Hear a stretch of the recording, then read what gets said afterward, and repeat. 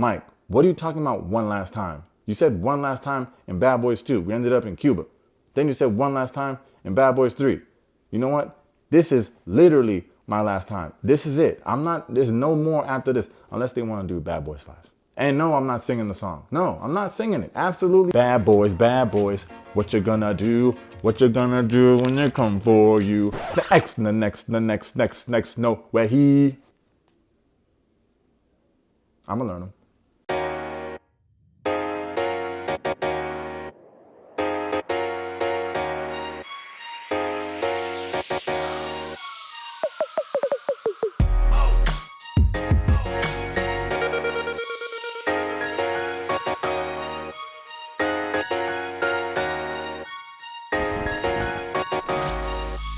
All right, welcome to Taste Take. If you're new here, today we're doing a spoiler-free review of the new Bad Boys Ride or Die. If that's something you're into, hit that subscribe button for your boy.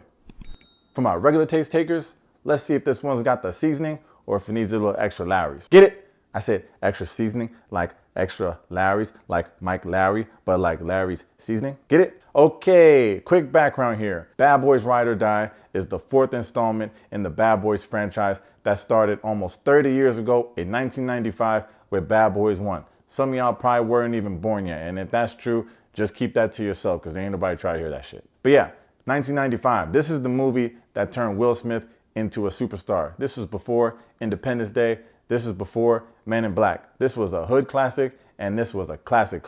Will Smith was doing Fresh Prince, and Martin Lawrence was, of course, doing Martin. So you would think that bringing these two 90s sitcom icons together for a buddy cop movie would just make sense. But did you know that Martin Lawrence actually wanted Eddie Murphy to play Will Smith's part? It literally boiled down to the fact that Eddie Murphy just cost too much money. It was actually Martin Lawrence's sister that told him, hey, you need to look at Will Smith.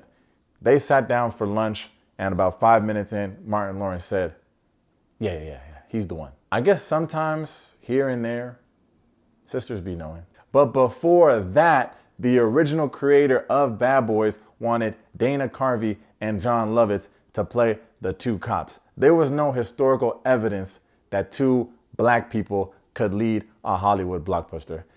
I mean, you hate to see it, but you love to see the collective egg on everybody's faces. Bad Boys 1 had a budget of $19 million and went on to make over $141 million worldwide at the box office. Those kind of numbers, it's safe to say you're getting a sequel. 8 years later, and we get the iconic Bad Boys 2 in 2003. Now, remember I said the budget for Bad Boys 2 was $19 million? The budget for Bad Boys 2 was $130 million. And not a penny of that was spent getting real Haitians. Bad Boys 2 goes on to make over $273 million at the box office. 17 freaking years later, the third Bad Boys movie comes out, and they call it Bad Boys for Life. And I don't gotta break this whole thing down. Of course, yes, it should have been the fourth movie called that, right? But at that point, they didn't even know they was making a fourth movie, so everybody just relax. Now, Bad Boys for Life, the third one, went on to make $426 million worldwide. That's more than Bad Boys 1 and Bad Boys 2 combined. This is off a $90 million budget. This movie came out in January 2020, just 2 short months before the Pandeski. Isn't that crazy? But you know what's even more crazier than that? Now watch this. Here I was thinking that people didn't really like Bad Boys for Life, which I don't know if you've been paying attention, but Bad Boys for Life is the third movie. I thought people did not like that movie. Watch this. Look at these Rotten Tomato scores. Bad Boys for Life, 77. Bad Boys 1, 43. And maybe that's fair, because back then they didn't know they had a classic on their hands, but man, they had a classic on their hands. Remember when Julie was like, hey, listen, are there any more totally hysterical, half-naked women popping by tonight that I should know about? And then Mike was like, she was naked? Titties was out a little bit. You know what? There's something wrong with you. My wife, she hates womanizers. What was I talking about? Okay. But look at this. Bad Boys 2, 23%? Nah, ain't no way. 23%? Because Martin Lawrence accidentally ingesting ecstasy is enough for 50 points. Tell me it's not. Yeah, I talked to Sanchez and Ruiz. They said they down for whatever and shit. Like, bruh, even like the exterminator scene, come on. And these are marsupials. And these rats are gonna hump twice a day. They just looking for rat poop. All right, okay. I'm just saying, who the hell knew that everybody hated Bad Boys 2? What out there? We didn't all love Bad Boys 2? Am I just a victim of a time in the moment? No, there's no way. I watch Bad Boys 2 all the time. 23%. They remember when Sanchez and Ruiz was like, hey, Mike and Marcus, we're heading out. Should we get you guys a bucket of fried chicken? A couple of grape sodas? And then Marcus was like, a couple of grape sodas? Because isn't it low tide? Yeah, I think it's low. Don't you have to pick up some of your cousins? Because the tide was low.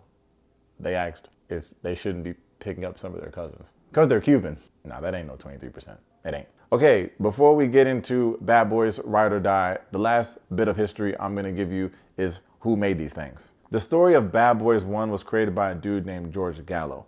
Bad Boys 1 and Bad Boys 2 were both famously directed by Michael Bay. Michael Bay, everybody knows at this point. Bad Boys 1 was his first movie. Bad Boys for Life was directed by two Moroccan dudes named Adil and Bilal. And back then, I wouldn't even blame you if you didn't know who these two dudes were. They were literally making small Belgian movies. Then all of a sudden, in January of 2020, they're working with Will Smith and Martin Lawrence. Another lesson to just never give up on your dreams, because you just don't know. You got a 17-year gap from Bad Boys 2 to Bad Boys 3. Brand new directors where I'm sure the whole world is like, all right, it's been 17 years, you better make it worth our while. But what's cool about Bad Boys 3 is that there's actually a Michael Bay cameo in it. I don't know if you guys noticed this. He's actually the wedding DJ from Martin's daughter's wedding in like the middle of the movie. And what's even cooler than that is that he actually directed his own scene. Yeah, he's the wedding DJ, and you see that traditional Michael Bay 360 camera scene, and it's like the most meta moment probably like in film history. So like next time you watch Bad Boys for Life, just look out for that cameo. The point is, it's kind of like a homage, but it's also like, oh, I'm passing you the torch. You got my blessing on making this, your own now. So yeah, the studios took a chance on these dudes for the third movie.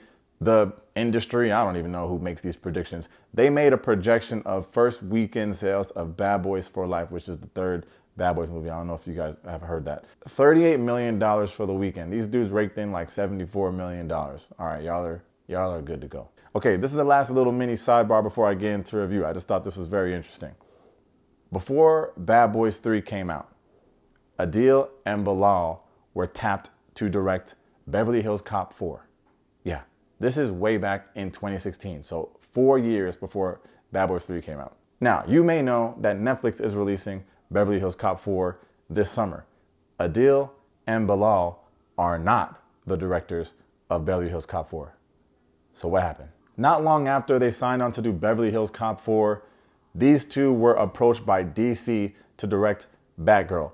They could not direct Batgirl and Beverly Hills Cop 4 at the same time.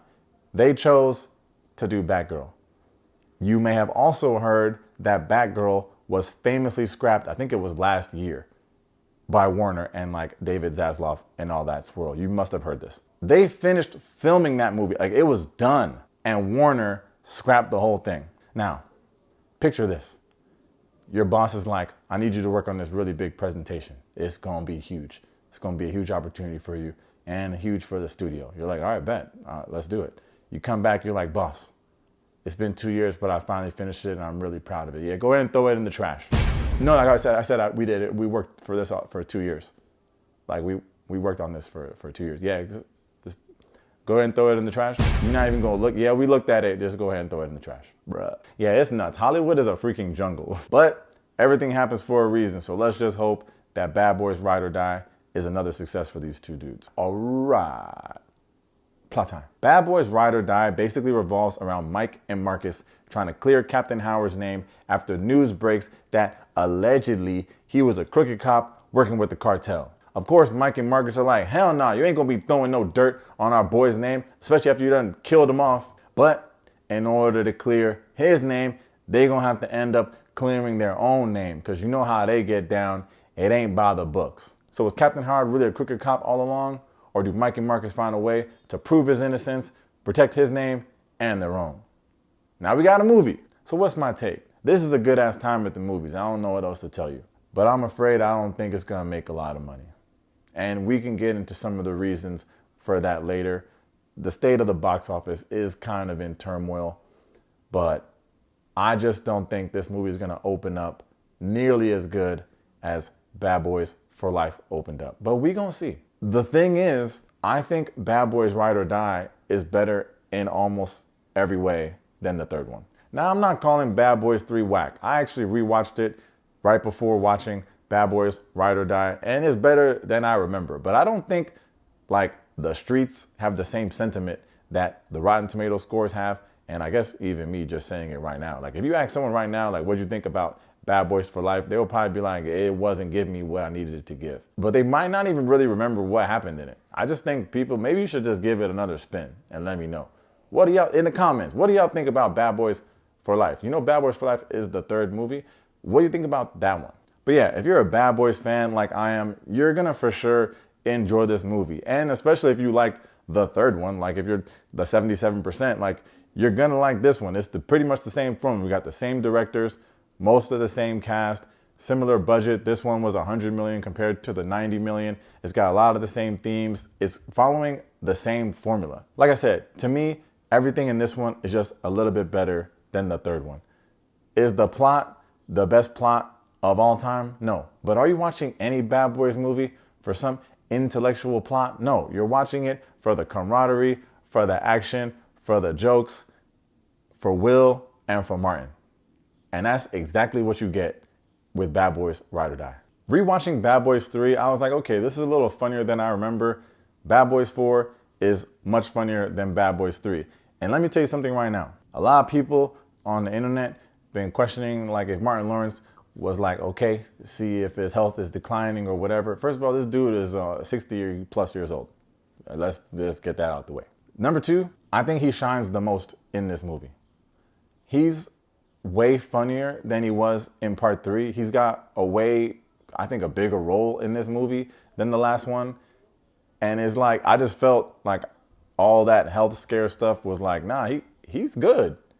I think he's carrying it, and I don't know if they purposely gave Will a little bit less this time, but giving Martin more, I think made this movie better. I think the action is better. It's faster paced. The runtime of Bad Boys Ride or Die is 1 hour and 55 minutes. That officially makes it the shortest Bad Boys movie in the franchise. I didn't feel like I was missing a thing. Even the overall story was better than the last one in Bad Boys 3, because I don't know why we had to see that Will Smith was raw dogging witches in Mexico. I'm gonna give Bad Boys Ride or Die 4 stars. This has been the most fun I've had at the movies in 2024. This is not my favorite movie of the year so far, but it's definitely the most fun I had at the movies this year. At the core of it all, you're getting classic Will Smith and Martin Lawrence chemistry that's been evolving for 3 decades. And it's getting better with each movie. Like you could just tell, like the movie's called Ride or Die. Like you could just tell that these dudes ride for each other and would die for each other. It's just what you love from these other movies, like just year after year after year of them just getting closer and closer. It pays off with this movie. You got some great action scenes shot in very unique ways. You might have seen some of that behind the scenes footage. Not only that, the cast beyond Will and Martin really delivered in this. And I think one of the most talked about scenes comes from someone that is not Will or Martin. No spoilers over here at Taste Take. You know the slogan. You just get that overall familiar feel if you've been a fan of the franchise. I've been a Bad Boys fan since the beginning. I got Mike and Marcus on my little movie wall back there. I got all 3 of the other movies on 4K Blu-ray. Not only that, did you know that Bad Boys for Life was the first YouTube review I ever did? Now, of course, that video is terrible, but it started this whole journey I've been on that brought me to you guys. So for that reason alone, Bad Boys will always have a special place in my tiny little heart. Bad Boys Ride or Die not only leaves the door open for another movie in the future, and I know we've been kind of poking fun at the fact that it's not called Bad Boys for Life, but I think it might be the perfect title for this one, especially for this stage in Will Smith's career, because we're here to find out like if the fans are really ride or die. And I think he deserves for everybody to grab their friends, grab their family, and go check this one out this weekend I truly think you'll enjoy it, and I believe that this is a great kickoff to the summer blockbuster season. So, ride or die. Oh yeah, let me do my little closing thing. As always, thanks for checking out Taste Take. If you enjoyed the video, make sure to hit that like and that subscribe button.